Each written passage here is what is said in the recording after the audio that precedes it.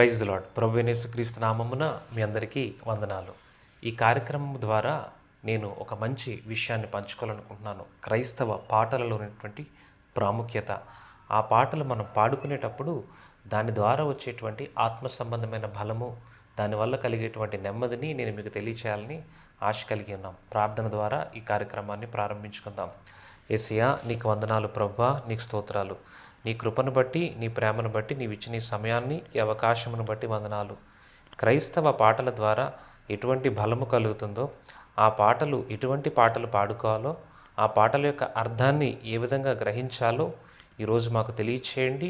నీవే నా నోటికి నోరేయండి, నడిపించండి ప్రభువా. నాకు జ్ఞానము లేదు, కానీ నీవిచ్చిన కృపను బట్టి, నీ ప్రేమను ఈ యూట్యూబ్ ద్వారా పంచినట్లు మీరు సహాయము చేయమని ఈ చిన్ని ప్రార్థన యేసు పాదముల చెంత పెట్టి వేడుకొనుచున్నాము తండ్రి, ఆమెన్. ఈరోజు నేను మీతో పంచుకోవాలనుకున్నటువంటి అంశం ఏమిటంటే, క్రైస్తవుడు ఎటువంటి పాటలు పాడుకోవాలి, నిజమైన క్రైస్తవ ఆరాధన అంటే ఏమిటి అనేటువంటిది తెలియచేయాలనుకుంటున్నాను. మనకి చాలా రకాలైనటువంటి పాటలు ఉన్నాయి. చాలామంది దగ్గర ఉండేటువంటి ఒక మంచి పుస్తకం ఏంటంటే ఆంధ్ర క్రైస్తవ కీర్తనలు. ఇలా అనేక పుస్తకాలు ఉన్నాయి. ప్రతి ఒక్క డినామినేషన్కి ఒక రకమైన క్రైస్తవ పాటల పుస్తకం ఉంటుంది. కానీ ఆ యొక్క పాటలలో ఎటువంటి పాటలు మనం పాడుకోవాలి, ఆ పాటలు పాడుకోవడం ద్వారా మనకి ఎటువంటి బలము కలుగుతుంది అనేటువంటిది నేను తెలియచేయాలనుకుంటున్నాను. వీటిలో నాకు ఇష్టమైనటువంటి అనేక పాటలు ఉన్నాయి. వాటిలో ఒక పాటను గురించి నేను ఇక్కడ వివరించాలనుకుంటున్నాను. అందులో నీవు చేసిన ఉపకారాలకి నేనేమి చెల్లించగలను ప్రభువా అనుంది. దాంట్లో ఒక్క లైన్ని మాత్రం మనం అర్థం చేసుకోవడానికి ప్రయత్నం చేద్దాం. చాలామంది నేను అర్థం కావడం కోసం కొంచెం వివరణాత్మకంగా చెప్పాలనుకుంటున్నాను. ఎవరైనా ఒక చికెన్ పీస్ కానీ, ఒక మటన్ పీస్ కానీ ఆహారముగా తీసుకున్నప్పుడు దాన్ని ఒక్కసారిగా మింగివేసినప్పుడు దాని యొక్క రుచి నోటికి తెలియదు. దాన్ని నమిలి నమిలి తిన్నప్పుడు దానిలో ఉన్నటువంటి రుచి, దానిలో ఉన్నటువంటి మాధుర్యం మనకు తెలుస్తుంది. అదేవిధంగా ఈ యొక్క లైన్ని మనం అర్థం చేసుకోవడానికి ప్రయత్నం చేద్దాం. ఇక్కడ చరణములో వేలాది నదులంతా విస్తార తైలము, ఈ పాటను నేను మీ ముందు పాడి చూపిస్తాను. వేలాది నదులంత విస్తార తైలము నీకిచ్చిన చాలునా. అంటే వేలాది నదులంత విస్తార తైలము నీకిచ్చిన చాలునా అనున్నది. దీన్ని మనం గ్రహించుకుంటే మామూలుగా వేలాది నదులంతా విస్తార తైలము. తైలం అనగా మనకి అనేక రకాల ఆయిల్స్ ఉంటాయి, ఎసెన్షియల్ ఆయిల్స్ ఉంటాయి. వాటిలో ఆలివ్ ఆయిల్ని మనం తీసుకుంటే బైబిల్ ప్రకారం ఆలివ్ ఆయిల్ యొక్క కాస్ట్, 1 లీటర్ ఆలివ్ ఆయిల్ యొక్క కాస్ట్ ఎంత ఉంటుందంటే సుమారు 1000 రూపాయలు ఉంటుంది. ఒక మీడియం కాస్ట్ నేను చెప్తున్నాను, హై కాస్ట్ కోల్డ్ ప్రెస్ కాకుండా. ఇటువంటి ఆయిల్ దేవుడికి ఇచ్చినా సరిపోదు అని చెప్తున్నాడు. ఇక్కడ నెక్స్ట్ స్లైడ్లో నదుల యొక్క సంఖ్య ఈ వచనంలో ఈ యొక్క పదంలో ఏముందంటే 1000 నదులు అంటున్నాడు భక్తుడు. తర్వాత ఒక నది యొక్క ప్రవాహము 1,00,000 క్యూసెక్కులు అనుకుంటే సుమారుగా 1000 నదుల యొక్క ప్రవాహము 10 కోట్ల క్యూసెక్కులు. అంటే మనం లీటర్లో మనం నీటిని కొలుస్తాం, కానీ నదులు విషయానికి వస్తే వాటిని లీటర్లో కొలవడానికి చాలా కష్టం. అందుకని వాటిని మనం క్యూసెక్కుల్లో కొలుస్తాం. సెకన్కి ఆ నూనె యొక్క విలువ, అంటే 1 సెకన్కి నదిలో ప్రవహించేటువంటి నూనె యొక్క విలువ 2,83,200,200 కోట్లు. నిమిషానికి దాని యొక్క విలువ 16,99,200 కోట్లు. గంటకు దాని యొక్క విలువ, దాన్ని నేను వర్ణించలేను. కింద గంటకు దాని యొక్క విలువ 10,19,52,000 కోట్లు. ఒక్కరోజుకి దాని యొక్క విలువ 240 లక్షల కోట్లు ఉంది. అంటే అంత తైలాన్ని మనము దేవునికి ఇచ్చినా సరిపోదంట. అంటే భక్తుడు ఏమని రాశాడు, మరలా ఒకసారి అదే వచనాన్ని పైన ఉన్న దాన్ని పాడుతున్నాను. అదే వచనాన్ని పైన ఉన్న దాన్ని పాడుతున్నాను. వేలాది నదులంత విస్తార తైలము నీకిచ్చిన చాలునా. అంటే వేలాది నదులంత విస్తార తైలము అంటే అంత నూనెని మానవుడు మనం కొనగలమండి? సాధారణంగా చాలా కష్టం అన్నమాట. అదేంటంటే దేశం యొక్క జీడిపి కంటే చాలా ఎక్కువ. అంటే అంత ఆయిల్ మాట.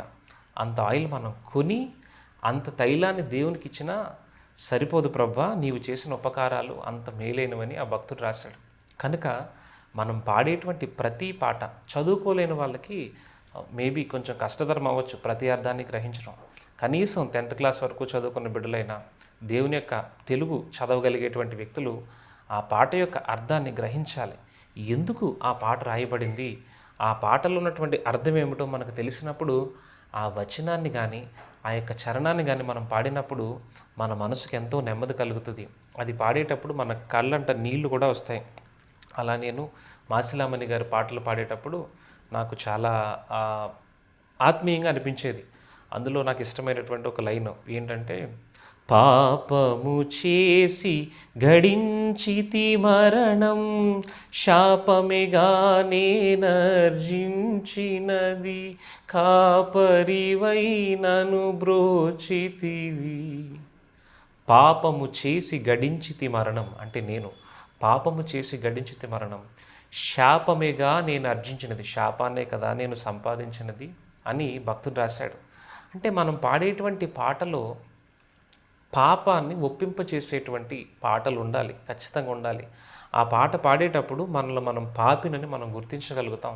తర్వాత మనల్ని పాపిని పరిశుద్ధుడిగా యేసు ప్రభు మార్చగలడని ఆ పాటలో ఉండాలి. అలా ఉన్నప్పుడు ఆ పాట వాక్యానుసారమైనదై ఉంటుందన్నమాట. ఈ యొక్క వేలాది నదులంత విస్తార తైలము, మీరు ఈ ఒక్క పదాన్ని మీరు ఆలోచిస్తే ఎంత లోతుగా ఉందో గమనించారా? వేలాది నదులంత విస్తార తైలము నీకు ఇచ్చిన సరిపోదు ప్రభు అని చాలా ఆశ్చర్యంగా వర్ణిస్తున్నాడు. కొంతమంది అయితే పాటలు అవసరం లేదనుకుంటారు. ఇక్కడ ఇంకొక స్లైడ్లో మీరు చూస్తే దేవుని యొక్క వచనం కొలసీలకు రాసిన పత్రిక 3వ అధ్యాయము 16వ వచనంలో ఈ విధంగా రాయబడి ఉంది. సంగీతములతోనూ కీర్తనలతోనూ ఆత్మ సంబంధమైన పద్యములతోనూ ఒకరికి ఒకడు బోధించుచు బుద్ధి చెప్పుచు కృపాసహితముగా మీ హృదయములో దేవుని గూర్చి గానము చేయుచు సమస్త విధములైన జ్ఞానముతో క్రీస్తు వాక్యము మీలో సమృద్ధిగా నివసింపనీయుడి. ఇక్కడ ఖచ్చితంగా మీరు చూడాలి, ఫస్ట్ లైన్లో సంగీతములతోనూ కీర్తనలతోనూ ఆత్మ సంబంధమైన పద్యములతోనూ. అంటే అలా మనం పాటలు పాడినప్పుడంట మనకి క్రీస్తు యొక్క జ్ఞానము సమృద్ధిగా నివసిస్తుంది అని చెప్తున్నాడు. అలా పాడాలి అని చెప్తున్నాడు. కనుక భక్తుడు పౌలు గారు, అపోస్తలుడైన పౌలు గారు కొలసీలకు రాసిన పత్రికలో చాలా స్పష్టంగా చెప్పారు, పాటలు పాడినప్పుడు దాని ద్వారా ఒకరికొకరు బోధించుచు. కొంతమంది సువార్త పాటలు వింటూ ఉంటారు, వీధిలో ఎక్కడో పాటలు విని వాళ్ళ యొక్క జీవితాన్ని మార్చుకున్న వాళ్ళు కూడా ఉంటారు. కనుక పాట మనిషి యొక్క జీవితాన్ని మార్చేటువంటిదిగా ఉండాలి, చీకటి నుంచి వెలుగు వైపుకి తీసుకువచ్చేటువంటిదిగా ఉండాలి. ఒక పాట ఒకానొక రోజు నేను ఒక చర్చ్లో పాట పాడుతున్నాను. ఆ పాట పాడినంతసేపు నా కళ్ళల్లో నీరు ఆగలేదు. అది ఒక పాట, అంటే మీకు నచ్చిన పాటలు ఫేవరెట్ సాంగ్స్ ఎన్నో ఉంటాయి. మాసిలామణి గారు రాసిన పాట, అందులో ఏమని ఉంటుందంటే, పాపము చేసి గడించితి మరణం, శాపమేగా నేనర్జించితిని, కాపరివై నను బ్రోచితివి. అంటే పాపము చేసి గడించితి మరణము, శాపమేగా నేను అర్జించినది అని ఉంటుంది. కనుక ప్రతి పాట మనం పాడినప్పుడు దానిలో ఉన్నటువంటి ఆత్మీయ అర్థాన్ని మనం గ్రహించినప్పుడు మనకి కన్నీరు వస్తుంది. ఆ పాట యొక్క బరువు మన హృదయాన్ని తేలిక చేస్తుంది. ఆ పాట యొక్క వెయిటేజ్ మనం తెలుసుకోవాలి. కొంతమంది దైవజనులు, నేను చాలామందిని కలిసినప్పుడు వారు చర్చెస్లో ఒక్క పాట మాత్రమే పాడతారు. వారు ఏమంటారంటే పాటలు అవసరం లేదు, వాక్యమే ప్రధానం, పాటలోకి ఎక్కువ ఇంపార్టెన్స్ ఇవ్వకూడదు అంటారు. కొంతమంది ఏం చేస్తారంటే, ఇది కూడా ఒక రకమైన విపరీత ధోరణి, ఒక 10-15 పాటలు పాడి వాక్యానికి 10 నిమిషాలే సమయాన్ని ఇస్తారు. ఇది కూడా మంచిది కాదు. ఈ రెండింటి మధ్య బ్యాలెన్స్ అనేది చాలా చాలా ఇంపార్టెంట్. ఇందులో మీరు ఇంకొక స్లైడ్లో చూస్తే వాక్యమే మరి ప్రధానం కదా, మరి సంగీతం అవసరమా? కీర్తనలు మరి బైబిల్లో దేవుడు ఎందుకు రాశాడు? బైబిల్లో 66 పుస్తకాలు ఉన్నాయి. ఈ 66 పుస్తకాల్లో కీర్తనలు అనేటువంటి గ్రంథాన్ని దేవుడు మనకి ఇచ్చాడు. ఎందుకంటే పాటలు చాలా అవసరం. అది పాడినప్పుడు దానివల్ల మనకి బలము కలుగుతుంది. ఇందులో కీర్తనలు 150 ఒక్కసారి చదువుదాం ఈ స్లైడ్లో. యెహోవాను స్తుతించుడి, ఆయన పరిశుద్ధాలయమందు దేవుని స్తుతించుడి, ఆయన బలమును ప్రసిద్ధి చేయు, ఆకాశమందు ఆయనను స్తుతించుడి, ఆయన పరాక్రమ కార్యములను బట్టి ఆయనను స్తుతించుడి. ఆయన మహాప్రభావమును బట్టి ఆయనను స్తుతించుడి. బోరధ్వనితో ఆయనను స్తుతించుడి. స్వరమండలములతోనూ సితారాతోనూ ఆయనను స్తుతించుడి. తంబురతోనూ నాట్యముతోనూ ఆయనను స్తుతించుడి. తంతి వాయిద్యములతో ఆయనను స్తుతించుడి. పిలన గ్రోవితోనూ ఆయనను స్తుతించుడి. మ్రోగు తాళములతో ఆయనను స్తుతించుడి. గంభీర ధ్వనిగల తాళములతో ఆయనను స్తుతించుడి. సకల ప్రాణులు యెహోవాను స్తుతించుదురుగాక. ఇక్కడ మరి సంగీతం కొన్ని చర్చెస్లో ఒక ఇన్స్ట్రుమెంట్ మాత్రమే ఉంటుంది. కొన్ని చర్చెస్లో ఒక 10 నుంచి 20 ఇన్స్ట్రుమెంట్స్ కూడా ఉండొచ్చు. కానీ ఈ యొక్క సింగిల్ ఇన్స్ట్రుమెంట్ ఉన్న చర్చ్ ఏదైనా తక్కువ కాదు. అన్ని ఇన్స్ట్రుమెంట్స్ కలిపి ప్లే చేస్తే అది ఎక్కువ కాదు. ఇక్కడ సంగీతం అనేది అవసరమే, కానీ సంగీతం మాత్రమే ప్రధానం కాదు. కొన్ని చోట్ల నేను చాలా చోట్ల గమనించింది ఏంటంటే విపరీతమైన సౌండ్ సంగీతాన్ని పెట్టి అందులో ఉన్నటువంటి లిరిక్, ఆ యొక్క మాట యొక్క అర్థాన్ని గ్రహించేటువంటి శబ్దాన్ని తగ్గించేస్తారు. అప్పుడు ఆ పాట విన్నప్పుడు మ్యూజిక్ మాత్రమే మన మెమరీలో ఉంటుంది తప్ప దాని యొక్క అర్థాన్ని మనం గ్రహించలేం.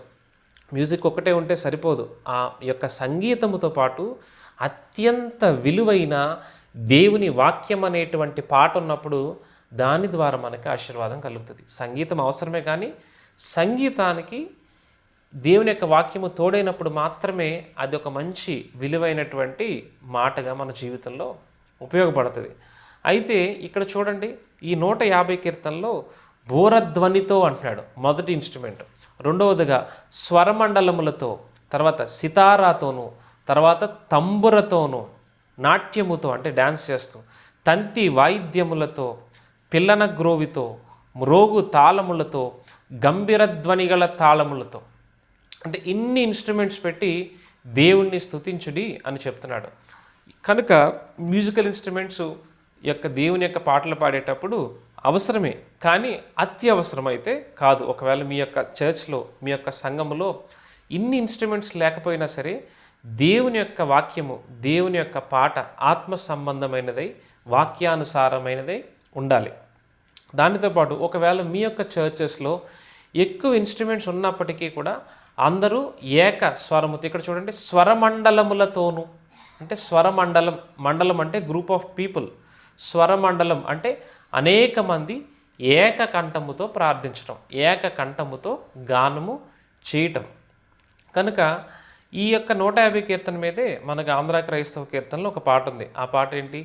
దేవుని స్తుతించుడి, ఎల్లప్పుడు దేవుని స్తుతించుడి, ఆ దేవుని స్తుతించుడి అన్న పాట ఉంటుంది. ఇందులో బూరాధ్వనితో ఆయన స్తుతించుడి, బూరాధ్వనితో ఆయన స్తుతించుడి, స్వరమండలములతో, ఆ స్వరమండలములతో ఎల్లప్పుడు దేవుని స్తుతించుడి. ఇలాంటి మంచి పాటలు ఆంధ్ర క్రైస్తవ కీర్తనలో మంచి పాటలు ఉన్నాయి. ఏబి మాసిలామణి గారు రాసిన పాటలు ఉన్నాయి. పురుషోత్తమ చౌదరి గారు రాసిన పాటలు ఉన్నాయి. ఏసన్న గారు రాసినటువంటి పాటలు ఉన్నాయి. ఇటువంటి పాటలు వాక్యానుసారమైన పాటలు, వాక్యానికి ఆ పాట సరిపోవాలి. అలా సరిపోయేటువంటి పాటలు పాడినప్పుడు మన జీవితంలో ఆశీర్వాదం కలుగుతుంది. మరి వ్యక్తిగతంగా నేనైతే కొత్త పాటలు పెద్దగా ఇష్టపడను, పాత పాటలు మాత్రమే ఇష్టపడేటువంటి వ్యక్తిని. అయితే మరి కొత్త పాటలు పాడడం వాక్య విరుద్ధమా? కొత్త పాటలు పాడితే పాపమా? కొత్త పాటలు పాడడం ద్వారా కొత్త పాటలు చాలామంది ఇష్టపడరు. ఎందుకంటే ట్రెడిషనల్గా చాలా సంవత్సరాలుగా వారు భక్తి జీవితాన్ని కొనసాగిస్తూ వారికంటూ కొన్ని ప్రత్యేకమైన పాటలు ఉంటాయి. వారు కొత్త సంగీతాన్ని, కొత్త క్రైస్తవ పాటల్ని ఏమాత్రము ఇష్టపడరు. అది కూడా మంచిది కాదు. వాక్యములో కీర్తనల గ్రంథము 149వ అధ్యాయం 1వ వచనాన్ని ఇక్కడ స్లైడ్లో చూస్తే, యెహోవాను స్తుతించుడి, యెహోవాకు క్రొత్త కీర్తన పాడుడి, భక్తులు కూడుకొనుచు సమాజములో ఆయనకు స్తోత్ర గీతము పాడుడి. అంటే యెహోవాను స్తుతించమంటున్నాడు, యెహోవాకు క్రొత్త కీర్తన పాడుడి అంటున్నాడు. అంటే మరలా భక్తులు దేవుణ్ణి ధ్యానించినప్పుడు ఈ 150 కీర్తనలే కాదు, ఆయన్ని వర్ణించడానికి ఎంత అయినా సరిపోదు. దేవుణ్ణి మనం పాటల ద్వారా వర్ణించాలి, ఆయన యొక్క పరాక్రమ కార్యములు మనం వర్ణించాలంటే సరిపోదు. అంత బలమైన దేవుడు. కనుక ఆయన మీద కొత్త పాట పాడినప్పుడు కూడా ఆ క్రొత్త పాటని మనం పాడుకోవాలి, దానిని మనం అర్థం చేసుకోవాలి. అది వాక్యానుసారమైనదై ఉండాలి. క్రొత్త పాట ఏదైనా సరే, కొత్త పాట అయినా పాత పాట అయినా సరే, అది వాక్యానికి సరిపోయేదిగా ఉండాలి. కనుక దేవుడు కొత్త పాటలు కూడా రాయమని తన భక్తులకి ఆయన ప్రేరణ ఇస్తూ ఉంటాడు. దానితో పాటు ఈ పాటలు పాడేటప్పుడు ఎటువంటి పాటలు మనం పాడకూడదు, ఎటువంటి పాటలు మనం పాడకూడదు, ఆ పాడేటప్పుడు ఎటువంటి నాట్యాన్ని మనం చేయకూడదు అనేటువంటిది ఈ స్లైడ్లో మీరు చూస్తే గలతీలకు రాసిన పత్రిక 5వ అధ్యాయము 21వ వచనం, భేదములు, విమతములు, అసూయలు, మత్తతలు, అల్లరితో కూడిన ఆటపాటలు మొదలైనవి వీటిని గూర్చి నేను మునుపు చెప్పిన ప్రకారము ఇట్టి వాటిని చేయువారు దేవుని రాజ్యమును స్వతంత్రించుకొనరని మీతో స్పష్టముగా చెప్పుచున్నాను. అంటే పౌలు చెప్తున్నాడు గలతీలకి ఏమని? అల్లరితో కూడిన ఆటపాటలు. అంటే అల్లరితో కూడిన ఆటపాటలు అంటే మన పాటలలో అల్లరి ఏమాత్రము ఉండకూడదు. అలా ఒకవేళ మన పాటల్లో అల్లరి ఉన్నా, మన పాటలలో అసభ్య పదజాలం ఉన్నా, మన పాటలలో వేరొక అర్థాన్ని ఇచ్చేటువంటి విధంగా ఉన్న మన పాటలు లోకానుసారమైన సంగీతాన్ని కలిసినదై ఉన్నప్పుడు అటువంటి వారు ఏం చెప్తున్నాడంటే దేవుడు దేవుని రాజ్యంను స్వతంత్రించుకొనరు. కనుక మనం పాడేటువంటి పాట ఖచ్చితంగా అల్లరి లేనిదై ఉండాలి. సో అటువంటి పాటలు మనం పాడుకోవాలి. తర్వాత పాటలలో శక్తి ఉందా అంటే ఖచ్చితంగా ఉంది. పాటలు పాడినప్పుడు మనకి నెమ్మది కలుగుతుంది, పాటలు పాడినప్పుడు మనకి బలం వస్తుంది. కనుక దేవుని పాటలు ఎప్పుడు మనం పాడుతూ ఉండాలి. ఒకవేళ మీకు పాడేటువంటి తలాంతు లేకపోతే ఏ ప్రాబ్లం లేదు, మీరు బైబిల్ చదువుతూ దేవుని ధ్యానించవచ్చు. ఒకవేళ మీకు కనీసం మీ రహస్య గదిలో మీరు ప్రభువును ప్రార్థించినప్పుడు ఆ పాటలు పాడినప్పుడు మీకు బలము, శక్తి కలుగుతుంది. అందులో ఒక వచనాన్ని చూద్దాం.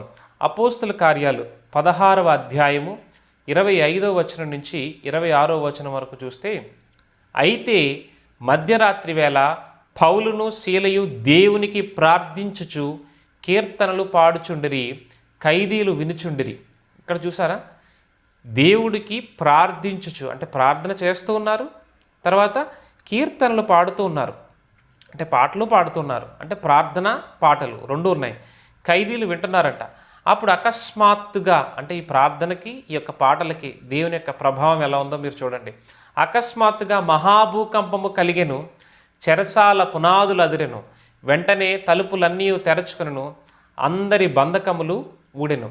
కనుక మనం ఈ పాటలు పాడినప్పుడు చెరసాల తలుపులు తెరుచుకుంటాయి. మన యొక్క సంఖ్యలు, బానిస సంఖ్యలు, ఆత్మ సంబంధమైనటువంటి సంఖ్యలన్నీ తెగిపోతాయి. కనుక పౌలు శీల జీవితంలో ఇటువంటి యొక్క అద్భుతం జరిగింది. కనుక మనం పాడినప్పుడు, మనం స్తుతించినప్పుడు మన యొక్క చీకటి సంఖ్యలన్నీ దేవుడు తెంపివేస్తాడు. కనుక మనం ఫైనల్గా నేర్చుకోవాల్సింది ఏంటంటే పాట ఖచ్చితంగా వాక్యానుసారమైనదై ఉండాలి. దానితో పాటు పాటలు అవసరం లేదనుకోవడం మన యొక్క పొరపాటు, మన యొక్క బుద్ధిహీనత. ఎందుకంటే బైబిల్లో 150 పాటలు ఉన్నాయి. అదే కీర్తనల గ్రంథం. బైబిల్లో దావీదు రాసినటువంటి అనేక పాటలు ఉన్నాయి. కనుక పాటల యొక్క ప్రాముఖ్యత ఎంతైనా ఉన్నది. దాంతోపాటు ఇంకొకటి గ్రహించవలసింది, క్రొత్త పాటలు పాడడం వాక్యానుసారమేనా? క్రొత్త పాటలు పాడడం కూడా వాక్యానుసారమే. ఈ మధ్య కాలంలో నేను విన్న కొత్త పాటల్లో ఒక పాట నాకు చాలా ఇష్టం అన్నమాట. ఆ పాట నేను కూడా ఒక లైన్ పాడి వినిపిస్తాను. గతకాలమంతా నీ నీడలోన దాచావు దేవా వందనం, కృప చూపినావు కాపాడినావు, ఎలా తీర్చగలను నీ రుణం, వందనం యేసయ్యా గనుడవు నీవయ్యా, వందనం యేసయ్యా గనుడవు నీవయ్యా. కాబట్టి క్రొత్త పాటల్లో కూడా దేవుని యొక్క వాక్యానుసారమైన పాటలు ఉంటాయి. ఆ పాటలు కూడా మనం పాడుకోవాలి.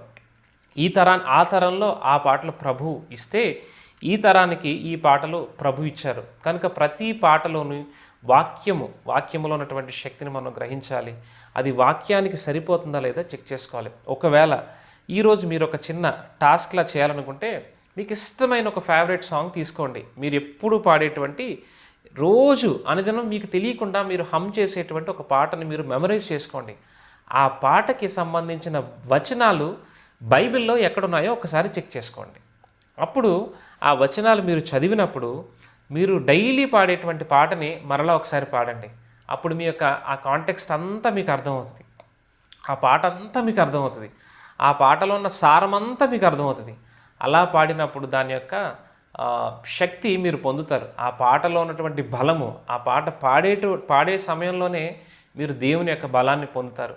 అట్టి బలము మనం అందరము పొందుదుముగాక. దేవుడి కొద్ది మాటలు దీవించునుగాక. ఆమెన్. Praise the lord. ప్రార్థన ద్వారా ఈ కార్యక్రమాన్ని ముగించుకుందాం.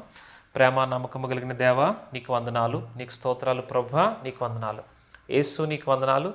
బలమును శక్తినిచ్చి నడిపించండి. పాటల యొక్క ప్రాముఖ్యతను మాకు తెలియచేసావు ప్రభువా. యేసయ్య, ప్రతి పాట మేము పాడినప్పుడు దాని ద్వారా బలమును శక్తిని పొందినట్లు సహాయం చేయండి. పౌలు శేలయు పాడినప్పుడు యేసయ్య, నీవు వారి బంధకాలను నువ్వు తెంపివేసావు ప్రభువా. ఎవరైతే బంధకములతో ఉన్నారో వారి బంధకములన్నీ మీరు తెంపివేయమని, బలమును శక్తినిమ్మని ఈ చిన్ని ప్రార్థన యేసు పాదములు చెంత పెట్టి వేడుకొనుచున్నాము తండ్రి. Amen, amen, amen. Praise the lord.